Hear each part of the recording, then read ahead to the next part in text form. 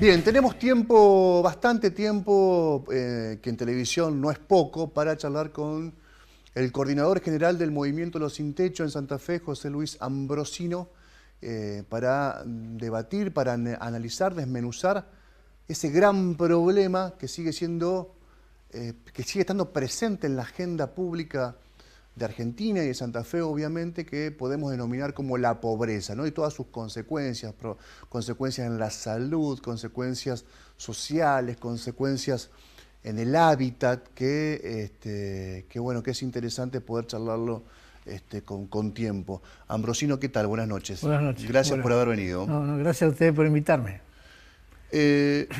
Aquella idea del padre Atilio Rosso, fundador, mentor del movimiento de ustedes, del Rancho Cero, está muy lejos, se está transformando cada vez más en una quimera.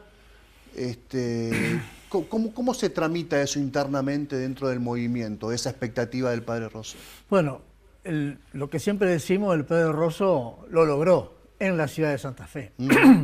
Tal es así que, para verificar el logro de Rancho Cero en la ciudad de Santa Fe, en ese momento estaba de gobernador el ingeniero Bey. Le fuimos a plantear que en la ciudad de Santa Fe es la única ciudad del país que no tenía rancho, y como el ingeniero Bey era un hombre muy meticuloso en aceptar las propuestas y muy desconfiado a veces de lo que se le comentaba, no lo querían en principio. Llamó el helicóptero de la gobernación de Santa Fe y en ese tiempo estaba el doctor Forconi, ministro de Bienestar Social, el que habla con la orden del padre Rosso, y el Rosso y Obey recorrimos Santa Fe. Y Santa Fe, al inicio del nuevo siglo, no tenía rancho. O sea que nosotros tenemos atrás un respaldo moral y concreto, ¿no es cierto?, para predicar y para proponer permanentemente la erradicación de los ranchos. Pues no se trata de un objetivo ni religioso, ni antropológico, se trata de resolver el núcleo fundamental del origen de todo el malestar que se genera en la pobreza. Una persona que no tiene un hábitat elemental, mínimo, no puede desarrollar la educación, no puede desarrollar su salud, no puede tener vida familiar, no tiene expectativa, no puede pensar, no puede hacer una sobremesa en un rancho, no puede pasar una estación invernal, tiene miedo todo el día porque las paredes son de chapa. Entonces, el núcleo del tema es el hábitat. Hay que decir que en Santa Fe, en la ciudad de Santa Fe concretamente, yo no conozco mucho la provincia, pero también en la provincia, se ha hecho mucho en esta área. Y de alguna manera se van corrigiendo problemas de la que se llama la pobreza estructural, que incluye hábitat, incluye seguridad, servicios, agua potable. En eso se ha avanzado. Lo que pasa es que nosotros nos concentramos fundamentalmente y que el problema sigue siendo permanente y no se lo puede mellar, porque es un núcleo duro, que es la parte de la indigencia. La indigencia, para la gente que me escucha, que es un término un poco sociológico, es el más pobre de los pobres. El último del fondo de la lata es el indigente, que a nivel país es del orden del 6%, a nivel de Rosario están 5,8, 5,9 y en Santa Fe está alrededor de 4%, que son indigentes. Pero es un problema grave desde el punto de vista sociológico, pero para nosotros no es un problema grave desde el punto social y económico. Porque sinceramente acá lo que es problemático es cuando hay una excesiva demanda de fondos, de dinero y de recursos para resolver el problema. Nosotros, para llegar a indigencia cero, que sería algo así como Rancho Cero a principios del siglo, nosotros tenemos los números, tenemos la realidad, lo tenemos contado y somos más conservadores que el INDEC. El INDEC da para la ciudad de Santa Fe y la ciudad de Rosario llevar a indigencia cero con menos recursos de lo que nosotros suponemos. ¿Qué significa la indigencia cero? Por ejemplo, nosotros hemos medido, ahora a fin de mes, hemos medido la indigencia en la ciudad de Santa Fe, en 8 puntos de medición en los distintos barrios de Santa Fe.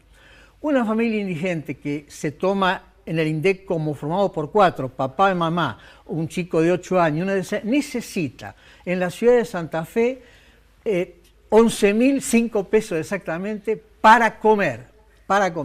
Si usted lo multiplica por un factor para llevar a lo que se llama la línea de pobreza, más o menos son 27.500 pesos. Una familia en Santa Fe, para no ser pobre, papá, mamá y 2 chicos, necesita 27.500 pesos. Si es mamá y un nene, necesita menos. Y si es papá, mamá y 4 chicos, necesita más. O sea que la línea de indigencia para comer son 11.000 pesos. Y la línea de pobreza son 27.500. Nosotros lo que intentamos, como cualquier cosa que se construye, usted construye una casa y empieza de los cimientos. Tenemos que eliminar la indigencia cero. Y usted, si yo le estoy diciendo que es 11.000 pesos el nivel de indigencia, con el aumento que hicieron en las asignaciones sociales, una familia puede estar cobrando 5.200, 5.300 de ingresos seguros, blancos y todos los meses. Quiere decir que le está faltando 6.000 pesos seguros para comer. Ese es el rango, la diferencia que hay que cubrir. Yo no digo que lo cubramos con 6.000 pesos, pero hay que cubrirlo como alimento. Esa familia necesita 11.000 pesos para poder empezar en la escuela, para poder pensar en el chico, para poder salir a pasear el domingo, porque sabe que el alimento está. Es el principal derecho humano y no lo estamos cumpliendo. Somos casi violadores seriales del primer elemento derecho humano que tiene, que es la persona por comer. Los perros de la gente de la ciudad de Santa Fe, que son el 70% no pobre, superaron ese problema. Tienen más derecho a comer que los indigentes de Santa Fe. Es terrible eso que está diciendo. Ningún perro de nuestra clase, entre los que yo me incluyo, porque yo no soy pobre, sufre del derecho que sufren otros indigentes. Por eso digo, eso no puede ser, pero esto que yo le digo implica un crash en la visión del problema. No se puede decir que tienen hijos, que no le alcanza comida porque tienen 7, 8 hijos. Yo le demuestro con el último informe del INDEC que el promedio de la cantidad de personas que forman una familia indigente es 4,2. Es lo normal, súper normal. Y son 4, pero ni en 4,2 pueden llegar a comer. Un dato clave acaba de dar Ambrosino. El promedio de una familia indigente en Argentina es de 4,2 integrantes. 4 en números redondos, ¿no? 4 números redondos. Es decir, se derriba el mito de la clase media alta reaccionaria, que porque son pobres son todas las cosas horribles y conceptos y definiciones horribles que se ponen sobre esa característica y que tienen hijos para cobrar el plan. Se derrumba. Se derrumba totalmente, totalmente. Probablemente haya más, y seguramente más planificado seguro, sí. la familia en las clases media y la clase alta, pero más integrantes en las clases con mayores ingresos, ¿o no? No conozco el tema del 70%, no lo puedo decir porque no lo conozco, pero sí lo conozco porque es un dato que es un estigma sobre la pobreza, sobre el indigente, de que están así porque crean chicos. Mire, yo he tenido conflictos, discusiones en los diarios locales por personas que ve pasar una mamá con 4 o 5 chicos y saca la conclusión de que toda la pobreza en Argentina es porque están creando en forma indeterminada. Sí. Y no es así. Primero, las mamás son jóvenes, las mamás jóvenes tienen otra conducta, la lucha por la mujer también ha hecho que evolucione mucho, se cuide, no es así. Son 4 personas, ¿qué quieren? Que sean menos de 4 personas. Y tienen que comer mejor que los perros de la clase media alta de Santa Fe. Entonces, esa es una decisión. Entonces usted me dice, ¿cuánto cuesta? Mire, cuesta llegar de 5.600 que tienen seguro, a 11.000 cuestan 6.000 pesos. Usted tiene acá en Santa Fe, pero por el INDEC le hablo, no por lo que yo mido, son 3.200 familias. Usted multiplica por 6, son 18 millones de pesos para llevar la indigencia cero en Santa Fe. Si el INDEC no macanea, pero el INDEC no está macaneando porque es lo más mensualmente, obviamente. Claro, mensualmente. Sí. Y para Santa Fe es el orden de 4,5, 5 veces más por la demografía. Pero a nadie se le puede ocurrir que 18 millones de pesos a la ciudad de Santa Fe le puede crear una distorsión estructural en su presupuesto que puede decir que quebró la Municipalidad de Santa Fe o quebró la provincia. ¿Por qué no lo hacen? Yo no sé por qué lo hacen. Nadie me lo niega. Hay algunas conversaciones privadas que dicen, si yo llego te voy a acompañar. Nosotros, ¿qué es lo que hacemos? ¿Qué puede pasar? Que si le damos plata a las clases medias, me dice, le dan a los negros, no labura. Que si le damos plata, compran droga. Todo es cierto que una parte, pero no les demos plata. el Movimiento Sin Techo se compromete a darle la comida, está determinada la carne, pero le demos carne también, porque si no, están todo el día con la carcasa del pollo, maldita esa, que rascan la carcasa del pollo, que vale 30 pesos el paquete, y comen la carcasa en toda la forma, ¿no? En el presupuesto del INDEC, para que con 11.000 pesos pueden comer carne. Entonces, nosotros estamos haciendo, por ejemplo, con el Ministerio de la Primera Infancia de la provincia de Salta, nada que ver con Urtubey, porque ese sistema que estamos usando es el que usó Macri para determinar las poblaciones, así digamos, o las villas que había en el país. Estamos determinando georreferencialmente dónde está el rancho, cuántos son, cuánto les ingresa. Y nosotros le vamos a indicar, asumimos la responsabilidad del nombre y apellido del rancho que está en condición de indigente. Y ese que en forma de mercadería entregarle 6.000 pesos más en comida. Pero hay que entregarle. ¿Sabe por qué? Si no, porque entonces usted habla con una persona y le dice, bien intencionada, católica, no católica, agnóstica, bien intencionada, y la educación.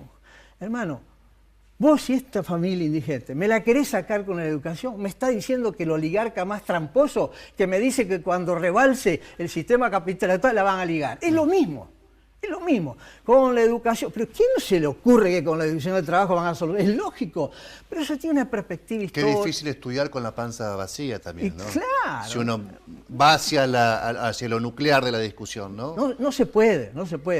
Pero nosotros lo que pretendemos es que no nos engañemos, porque con buena intención decimos, mira, claro que hay que dar educación, el Movimiento Sin Techo en eso tiene 5 frentes educativos, claro que hay que darle trabajo.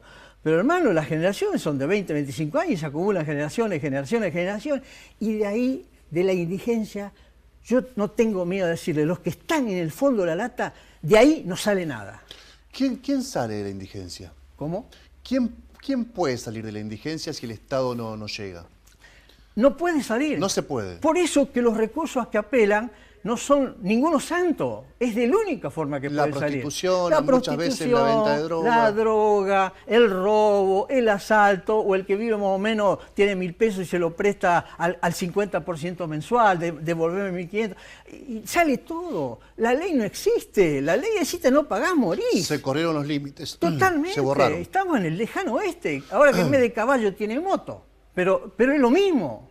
Entonces, pero eso nace, ¿por qué? Porque si usted mañana no sabe qué va a comer, y el hijo está llorando porque se acuesta con un poco de pan y mate cocido, y nosotros tenemos mamá que están haciendo el secundario, y que vienen temprano ustedes a clase. Sí, vienen porque desayunan, ¿me entiende? Entonces, con esa perspectiva, ese presente, no puede salir nada. Entonces usted tiene que despejarle un poco. Al perro que tiene en casa le da de comer y no le llora todos los días. Entonces, yo no digo, no se me interprete mal, está pero claro. La persona tiene que tener el derecho humano de comer y de ahí empezar para otra cosa, para empezar a pensar. Ninguno de nosotros, si no sabe qué va a comer mañana, vamos a estar en un programa de televisión, discutiendo la posibilidad de las próximas elecciones.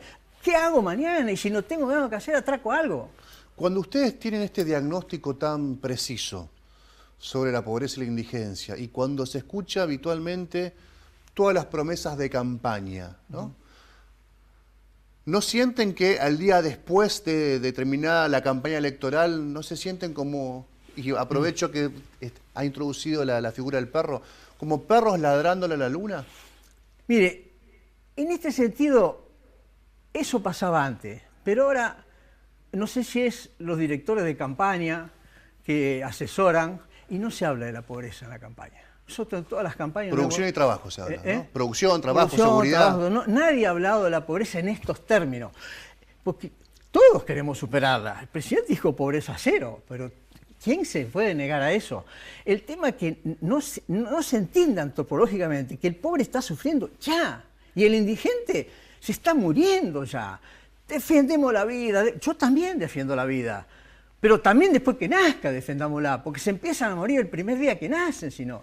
Entonces, mire, yo en las campañas no he oído nada sobre la pobreza. En eso estamos ausentes sin ningún tipo de problema. Lamentablemente, no se animan a hablar, no es redituable electoralmente. Bueno, pero también porque se piensa, como usted dijo antes, como una consecuencia. Si tenemos mayor producción, vamos a contratar más empleo y por lo tanto ese empleo va a derramar, el círculo es virtuoso y el pobre el indigente pasa a ser pobre y el pobre arañando el sistema. Pero en realidad eso es a mediano plazo, de mínima. Mientras tanto hay 3.200 y mientras tanto hay 3.200 familias ya muertas de hambre. Eso hay que solucionarlo. Pues nosotros lo sentimos, vienen a nuestra oficina, a nuestra central, y no me están pidiendo, mire, qué sé yo, tengo que pintar la casa y qué sé yo, poner un poco azulejo en el baño. ¿Qué tiene para comer? Entonces, y eso existe, y yo no lo digo, léalo en el INDEC. El INDEC son 4.000 familias, el 80% del sector de la zona pampeana de Santa Fe, 80 por 4 son 3.200 familias, lo dicen ellos. Y nosotros le decía, estamos haciendo con ese método del Ministerio de la Primera Infancia de Salta, una determinación georreferencial, ¿dónde están los ranchos? Ya lo hicimos en Las Lomas, ya lo hicimos en Barranquita y ya lo hicimos en Sarzotti, ahora lo vamos a empezar a hacer otro lado. La idea es que después pasen las elecciones y sepamos quiénes son los que nos van a gobernar, lo vamos a plantear públicamente. Nosotros nos ofrecemos y que hay problemas, pero seguramente que va a haber problemas, que van a decir, le dan aquello y yo por 100 pesos no lo digo. Va a haber problemas, pero hay que solucionar el problema, el principal derecho humano, que hay 3.200 familias en Santa Fe que no comen lo que tienen que comer. La vivienda, volvamos al tema, digamos, que charlamos al principio, Ambrosino. La vivienda, el rancho. Sí. Cuando hablamos de 3.200 familias en esa condición de indigencia, ¿hablamos también de una misma cantidad de ranchos o la cuestión del hábitat es indistinta? Nosotros tenemos contados los ranchos hasta fotografiados, porque hemos hecho campaña en la ciudad hasta para que no tengan frío repartiendo frazada o en Navidad con buenas cosas. Los ranchos a septiembre del año pasado eran 1.750 en Santa Fe. Como se han hecho algunas cosas, tanto la municipalidad como la provincia, como nosotros hemos relocalizado gente, estamos en el orden de los 1.800 ranchos de chapa, pero tenemos 1.400 familias que no viven en el rancho de chapa, que viven en el rancho de chapa y cartón y material, que también están en condiciones del derecho humano de comer en la misma situación. Lo que pasa es que dentro de la indigencia hay a su vez una indigencia más profunda, que el que vive en rancho de chapa, y después está el indigente que vive en una casita con puerta de tela y una serie de cosas. Esos son los indigentes de Santa Fe. Pero nosotros lo vamos a tener individualizado por familia, con ingreso. Que es difícil ser justo con todo, pero empecemos a equivocarnos una vez con los pobres. Nunca nos equivocamos con los pobres, siempre nos equivocamos con los no pobres. Y yo le digo a todos los que me escuchan, miren, los sociólogos que hablan de que sí, que el pobre en su reunión va construyendo el futuro, es sociología de no pobre, ¿me entiende? Es un trabajo de sociología francesa. No, los que tienen la solución de la pobreza en este momento es el 70% que no es pobre. Y tienen la responsabilidad, tienen el periodismo, tienen la ingeniería, tienen lo religioso, tienen lo económico para resolver el problema. Lo que pasa es que tienen que jugarse, tienen que quebrarse, tienen que dejarse embromar de que lo vamos a resolver con el... No dejarse embromar, pero no pensar en esa dimensión de eternidad. Todo inocentemente, cuando hablan de la educación, el trabajo, algún día, el papá, la mamá, cuando se casen bien por iglesia o sin iglesia... Eso no existe, eso es el derrame, que es lo más cómodo para un tipo que no se quiere preocupar nunca por la pobreza. Y no, cuando haya para todo la van a ligar. Eso es Finlandia, digamos. Pero, no sé si es Finlandia, pero se habla de que es así. Pero nosotros no es así, tenemos un desarrollo económico distinto, una cultura distinta, valores distintos. Por supuesto que hay problemas, por supuesto que cuesta amar a un pobre, no me van a decir a mí, que yo me reviento de bronca, pero yo siempre les digo, indígnense con la pobreza, no se indignen con el pobre es un producto de eso. Claro. Ambrosino, la última pregunta, yo no le pido una definición política, pero partidaria, sí una definición política de políticas públicas. Evidentemente hubo un proceso en Argentina, que duró un poco más de una década, que puso gran parte de su PBI en sectores vulnerables de la población. ¿No? La gestión de Néstor y Cristina Kirchner. Tienen todo el otro costado, discutible sobre el hecho de corrupción, que va por otro carril. Pero es innegable que ahí se dividió la torta mucho más equitativamente, por lo menos que desde la recuperación de la democracia. Haciéndome así, me imagino que está coincidiendo conmigo. ¿Coincide también que en estos últimos 3 años y medio, en coincidencia con este nuevo presidente y con esta nueva política económica, se derrumbó esa posibilidad de seguir incluyendo o con dinero, o con gestión, o con procrear, o con más trabajo, o con más rutas, o con más cloacas a la población más vulnerable? Mire, la tendencia que dice usted de los primeros años, nosotros lo vivimos. Es así. Es así. Los bolsos de López son ilevantables, ¿no es cierto? Eso es ilevantable. La contada de plata de la Rosadita es ilevantable. Pero lo que se derramaba, se derramaba. Eso es real. Eso es real. Lo que usted me dice del nuevo gobierno, cuando empezó el gobierno me hicieron unas preguntas así. Yo creo que había una limitación ideológica y yo creo que no lo iba a poder hacer. Porque cuando usted dice, ya vamos a ver para el semestre que viene, y si no el semestre los brotes van a ser para el otro, hay una ideología que es discutible, pero hay una ideología de transformación que no es audaz, no es de ruptura, no es de quiebre, que hay que tenerla. Lo que pasa es que antes se miraba la palabra quiebre con revolución, llamémosle transformación social, no le hablemos revolución, violencia, no, llamémosle transformación. Hay que tener eso. Cuando se inició ese gobierno no pintaba la ideología como para que vaya a suceder eso. Se hicieron algunos ajustes, la primera parte del gobierno se produjo un descenso relativo de la pobreza y un descenso relativo de la indigencia. Eso los números lo dan, porque empezaron con 6,2 en pobreza, habían llegado a 5, la indigencia estaba en en pobreza estaban en 30 y algo, habían llegado a 28, 27, indigencia empezaron con 6,3 cuando tomaron el gobierno y llegaron. Y eso se produjo. Lo que pasa es que yo no soy experto en eso, pero lo que es cierto que eso se desdibujó con el tiempo. Y la conclusión final de estos 3 años es de que la gente a la que yo accedo no siente los mismos beneficios que sentía antes. No le importa si se robaba o no se robaba, porque él si tiene que comer sale él también a robar. Entonces no entra un problema moral si antes repartía pero robaba, no es el problema. Él quería que tenga y nuestra gente la sentía esa facilidad. Gracias por haber venido. Muchas gracias. Gracias a usted por invitarme. Vamos a una pausa. Tras el corte hablamos con Eugenia Ferrante sobre lo que ha pasado durante esta semana, hechos importantísimos en la ciudad, en la gran región, y ya nos preparamos para el cierre. Ya venimos.